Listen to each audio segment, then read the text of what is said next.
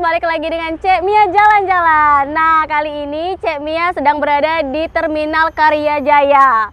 Jadi, Terminal Karyajaya ini merupakan pemberangkatan penumpang antar kota dan antar provinsi. Sejumlah perusahaan otobus antar kota, antar provinsi masih membuka loket penjualan tiket di Terminal Tipe A Karyajaya Kertapati, Palembang. Meski terlihat sepi, aktivitas di Terminal Tipe A Karyajaya masih berjalan normal. Di antaranya PO Lorena, PO San, Kramajati, dan sejumlah perusahaan lainnya. Iwan, salah seorang petugas penjualan tiket PO Kramajati mengatakan, meskipun sepi tetap ada calon penumpang yang datang. PO Kramajati melayani rute Palembang, Jakarta, Palembang, Bogor, Palembang, Jogja, dan sejumlah kota lainnya di Indonesia. Untuk saat ini, tarif bus tujuan Jakarta dan Bogor sebesar Rp365.000 per penumpang.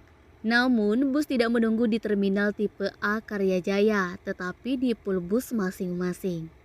Kalaupun tidak ada penumpang, bus akap tetap masuk ke terminal karena ada petugas dari Kementerian Perhubungan yang berjaga di depan terminal. Iwan menuturkan perjalanan dari Palembang ke Jakarta lebih cepat, hanya waktu 10 jam.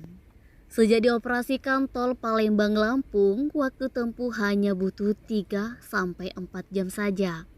Sebagian besar bus akap saat ini menggunakan jalan tol karena memang waktu tempuh lebih cepat. Sementara itu, petugas dari Kementerian Perhubungan di temisumik.co mengatakan, sejak tahun 2016, pengelolaan Terminal Tipe A Karyajaya langsung oleh Kementerian Perhubungan. Seiring dengan perubahan tersebut, Terminal Tipe A Karyajaya hanya untuk angkutan antar kota, antar provinsi. Untuk persiapan menghadapi arus mudik Lebaran 2023, baru akan dilakukan mendekati Lebaran Idul Fitri nanti.